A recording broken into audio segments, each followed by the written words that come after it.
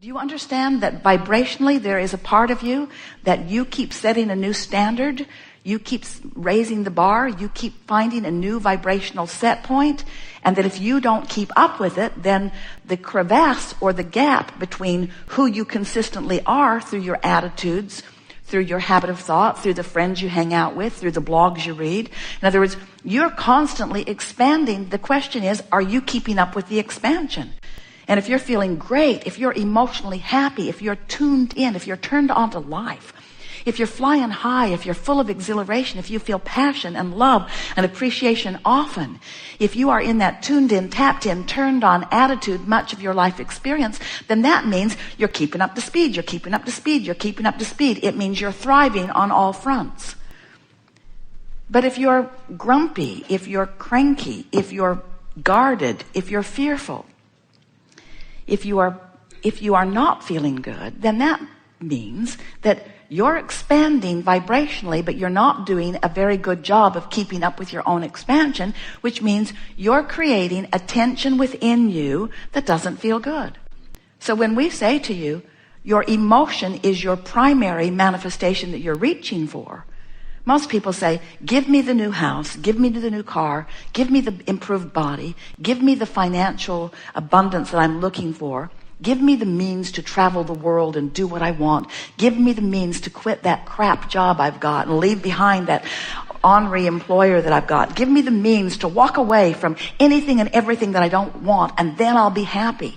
And we say, it doesn't work that way. That's backwards. You've got to find the happy place first. And humans say, you find the happy place. You be happy under these conditions. You live with what I've got going on and you be happy. And we say, we are. We are living with what you've got going on and we are happy. And the only reason that you ever feel unhappy is because you're not up to speed with that which we are. That is the basis of unhappiness. You think your unhappiness is because you don't have what you want. You think it's because you don't have the car, you don't have the lover, you don't have the bodily condition, you don't have the money. You think that's why you're not happy. And we say, that's just the excuse you're using to not be up to speed with who we are, and not being up to speed with who we are is why you're not happy. You see? You see? So when you get it, do you get it? That you have this vibrational relationship that equals your mood. And if you will make this vibrational relationship your primary concern, if you will make it what you care about, if you will stop saying world or universe or God or Abraham or mother or lover or employer or employee or friend, if you will stop saying, give me something that makes me feel good so that I can feel good because I want to feel good, and after all you sort of owe it to me to give me something to make me feel good because I want to feel good. If you'll stop saying that, meaning that, feeling that, and instead you'll say, it is my responsibility to conjure a framework of thoughts that causes me to feel a little better now and a little better now and a little better now. If you will show yourself your ability to manifest the emotion without demanding a condition to change first, now you've got it. Because once you achieve the vibrational stability of feeling good anyway, the condition has to change. So we've been describing this to you in a lot of different ways. And our most recent analogy, it's our favorite so far, won't be the last, but so far, is that as you are sending these rockets of desire, and if you could see the stream that flows from you, you would be very proud of the contrasting life you're living. Because when you know what you don't want, you know what you do want. When you know what you do want, you know what you don't want. When you know what you don't want, you know what you do want. So constant rockets of desire, constant vibrational emanation from you, going into what we are calling this vibrational reality, a vortex of creation. It's where your inner being stands. It's where your inner being stands as a constant improvement of that which you are. So this vibrational version of you, you know there's a vibrational version of everything before a creation occurs, before what you call this real life, knock on wood, manifestation occurs. So this vortex of creation is where everything that you've been asking for, better stated, everything that you have become dwells, a vibrational creation, a vibrational beingness to which you are feeling constant feedback. When you're up to speed with it, you feel great. When you're not up to speed with it, you feel not so great to the degree that you're not up to speed with it. So when you understand that you have the ability to close that gap, our favorite story about this is a woman who had pain in her body from arthritis. And she said, Abraham, I hear you. I believe you. I want to know this. I want to be able to do this. But how can I feel emotionally positive when my body hurts me so? When I'm in physical pain, how do I find a good feeling, good feeling emotion? And we said, you have to separate the physical manifestation from the emotion. You have to take, in those days we were calling it an emotional journey. The emotion has to matter more. In other words, we said, you've got a choice. You can be in pain and be afraid, or you can be in pain and feel hope. The pain going away right now, this red hot minute, may not be an option unless you can get someone to shoot you up with some deadening agent. The pain is there. The question is, what is your emotional response to it? And if your emotional response is only based upon what is, then your emotional response is going to be one of fear. But if your emotional response is based upon something other than what is, which it must be, otherwise how can you move beyond what is? If what is has your undivided attention, then you are not a deliberate creator. You are a regurgitator. You are a knee-jerker, observer, a defaulter. You are a creator by default. You are someone who observes and has a knee-jerk response. And you are also like most of the human population on your planet, because that's what most are doing. But when you understand that you have another option, that you can choose an emotion that is apart from the current reality that you are living, now you have the ability to deliberately change the current reality. Because the reality, the manifestation of your body and of everything that has anything to do with you will shift in reverence to in resonance to your vibrational attitude. Make sense to you?